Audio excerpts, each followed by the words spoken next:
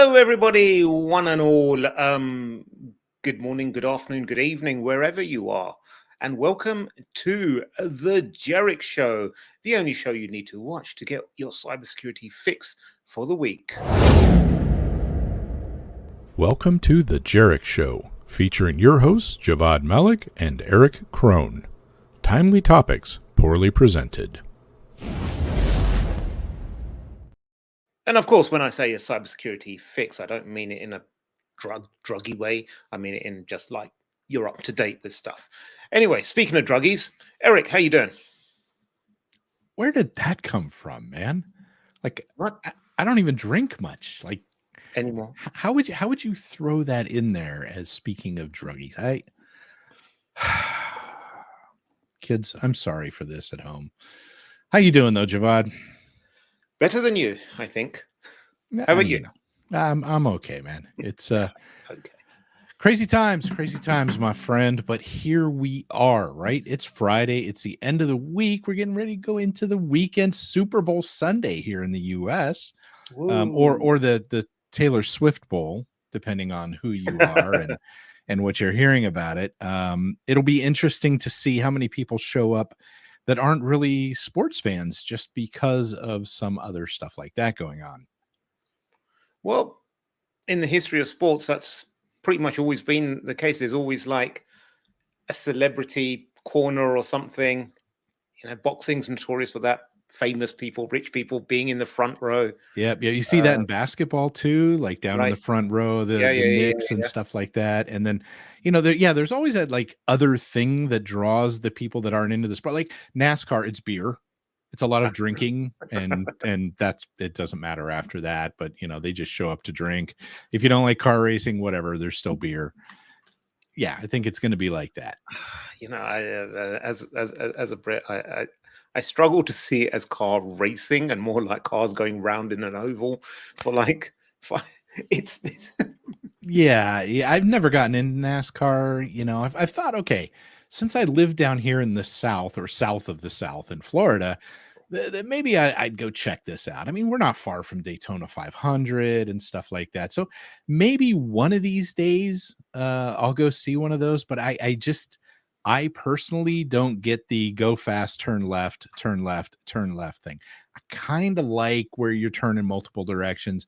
And honestly, I like drag racing more, which is just driving straight, but doing it very, very quickly. Is that where men dress up as women and go running really fast? Is that drag racing? Okay, so do you have any smart devices, Eric? I feel like I asked you this question. Let's just say I have more smart devices than smart co-presenters. Okay, good. I shall let James know what you said. Anyway,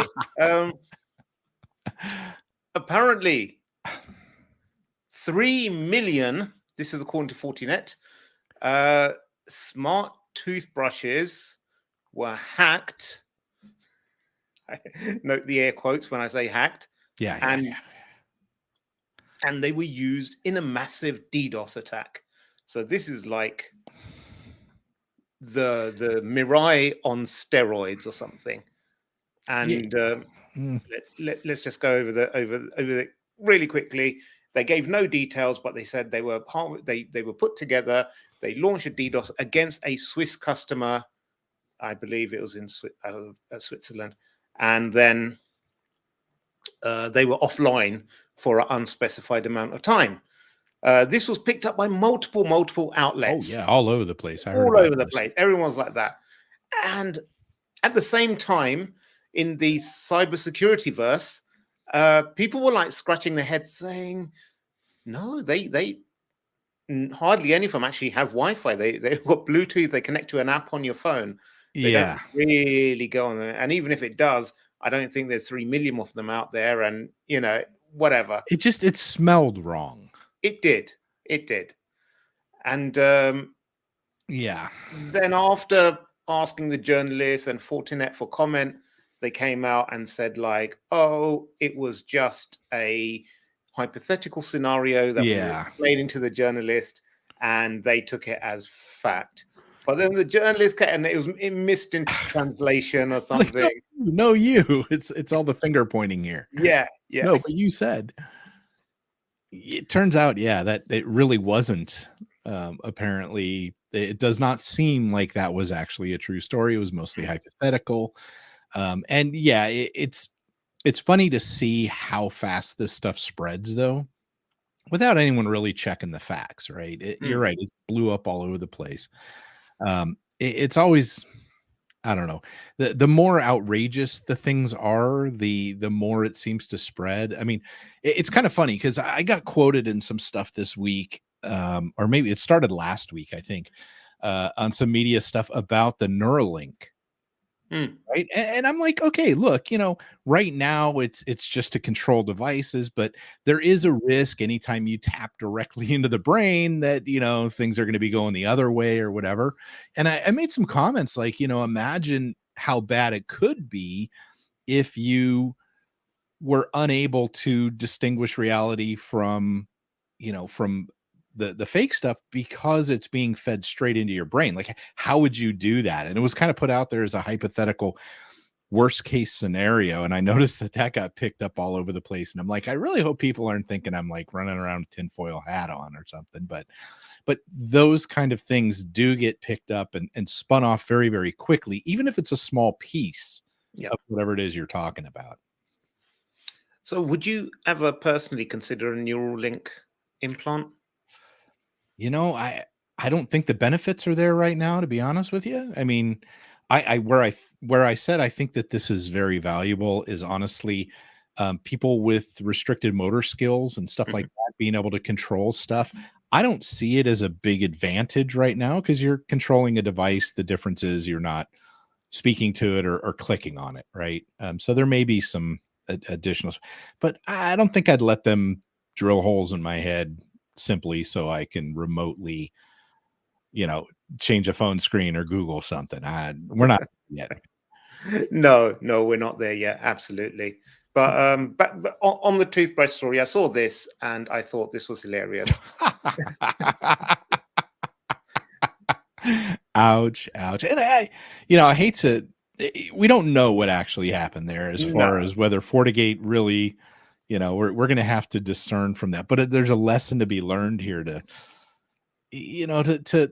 question some of this stuff. Yeah. I think the dangerous thing here. So while some people are spinning it as, okay, it's a hypothetical scenario that could happen. Yeah. And it's a reminder to secure your IoT devices, patch them, change the password, whatever. On the flip side, this is like the industry that cried wolf. It's like people excessively sharing or bigging up threat or hyping up threats that don't really matter. And when you start telling people, oh, your TV can be ransomware, your washing machine can attack your refrigerator, your toothbrushes can launch it's just so much, and you end up with people with this feeling of hopelessness or resignation. There's that apathetic towards it all, and we don't want people to be apathetic towards these things. We want them to take it seriously when it is serious, and by fluff pieces like this, we're not doing anyone any favors. Yeah, I mean, is it something that you should be concerned about? It's always something to keep in the back of your mind. Like you said, IoT devices, we need to update them. We need to do stuff like that. Like I had another comment up earlier this week. I just pulled this up. We're talking about Chinese hackers fail to rebuild a botnet after FBI takedown, right? This was a botnet that was built using like old Pro VPN switches, like some Netgear stuff. I think there was a bunch of different like older end of life technologies that were being used in this botnet, right?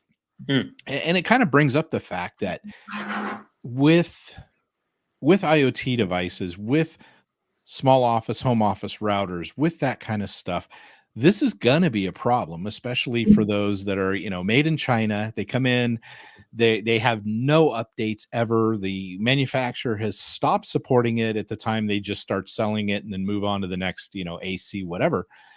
And these things still run out there. They're doing great in a closet at a dentist's office, right? So why would they replace it?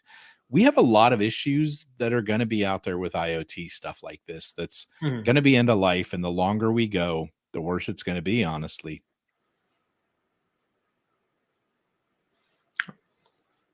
Sorry, it's a little rant I have about these sorts of things, right? I hate these cheap Chinese cameras and stuff that people connect. They, UP&P out to the internet, and next thing you know, they're vulnerable, and there is no way to patch them, but people don't know. Anyway, let's speak about the French. Ooh la la. Oh, bonjour. So hold on to your baguettes, because a French company that handles payments for health insurance firms suffered a major data breach that possibly put sensitive information of millions, I tell you, millions of people at risk. The website of Viamedis probably is offline. They stole client personal information, including marital status, date of birth, social security number, name of their health insurer, and guarantees available to third-party payers. So there was 2 banks. Yeah, what I thought was interesting on this, Javad, is so many of their systems were down. They made the announcement on LinkedIn. Like, here's your breach notification on LinkedIn. Okay. I mean, when you're that badly hit, and you got to wonder, like, maybe they don't have access to their customer records anymore to actually notify them or tell them. But using LinkedIn as a breach notification spot because their website is down and everything else is down, that's not a great idea in my mind. What do you think? You say that. I don't know. Maybe that's part of their disaster recovery plan. Assume breach, assume everything's compromised, and we won't use emails until we've got a third party to assure that it's all good. I'm being optimistic here. I doubt that's the case. I think what you're saying is probably true, and it's a thing. But also, I think it's not a bad shout, because if you're compromised, hopefully if you've got your social media accounts tied down securely, like with MFA and what have you, which again, it's unlikely, a lot of times they'll get, but if they're then at least that could be a trusted path of communication. But yeah, it's odd, and it's not something that everyone would use or have access to or what have you. So I mean, who wants to go through all the trouble of changing a DNS record for your website to redirect to a WordPress page that's free and brought up for no reason very easily that says, hey, we're experiencing a breach? Why would you want to do that instead of putting it out on LinkedIn and just leaving your website down? I see where you're going with this, but maybe it's like, so they can say to the regulator, but monsieur, we put a breach notification out there. Sue me. I think they just surrendered. Yeah. It goes to a blank white page. Oh, sorry to my French friends. You don't have any French friends. No one does. Not even the French have French friends. Right. They do have really good baguettes, though. Uncle Sam sweetens the pot with $15 million bounty on Hive ransomware gang members. We see a lot of these kinds of bounties have gone out in the past, like 10 million if you can tell us who done this, and 50 million. Has anyone ever, I mean, if you're in North Korea, you're going to be like, come here, mate, come here. Let me just and push them into a Black Ops helicopter or something. They come in for an evac and what have you. I don't know if it works. I gotta wonder how this would work if somebody did turn somebody in. Would that be made public? Right? Would that be wise to say Bob turned into the leader of this ransomware gang for $15 million, and we haven't seen Bob since they collected the check, Yeah. right? Like, it's not like the lottery, which the lottery legally they kind of have to put out there here at least so and so won. Like there's a point in time that has to go out there, and people put Yeah. trusts in place and things like that. But imagine pissing off a ransomware gang like this that's Russian backed or something like that. You got to wonder how often this actually works. I don't think we probably really know that. But then somewhere there's a line item in some government budget that's like, and we paid out X number of dollars to, it's a matter of knowing that. That's a lot of money though. I mean, That can you is. imagine how tempting that would be if one of us was offered $15 million to rat the other person out? I'd do it for free, honestly. Yeah. I'd rat you out for free. I couldn't be there fast enough for sure. Yeah. I mean, yeah. Well, If I 15 thought it would make things uncomfortable, I might pay them to come Yeah. and mess with you. But kind of like I do whenever we go through the TSA checkpoints. Yes. Yeah. But I mean, I would assume like the only way someone in one of those countries would turn someone in like that would be like in exchange for like they what's that term? Defect. They say like, give me immunity, give me a US citizenship, and then I'll turn in Bob. Thing is, though, they're not always in like a communist country or North Korea, right? I mean, look at what happened when everything came apart with the Ukraine war, and the Russians and the Ukrainians started battling and dumping source code and stuff like that at the time. I mean, it's not like they're all sitting out there. And how many times have people been busted in like your area there, right? Like in London, where there was a couple of kids that were busted in a group not too long ago, I think, that were what I mean? So it's not always like that.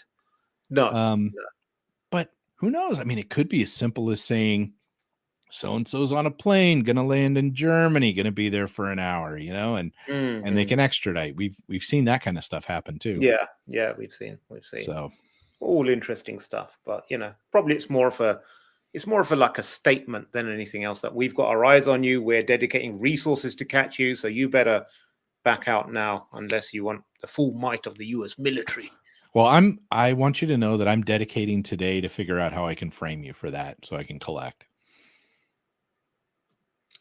Thank you for that, and we will see you next week unless I've been black bagged or something. Anyway, until then, stay secure, my friends.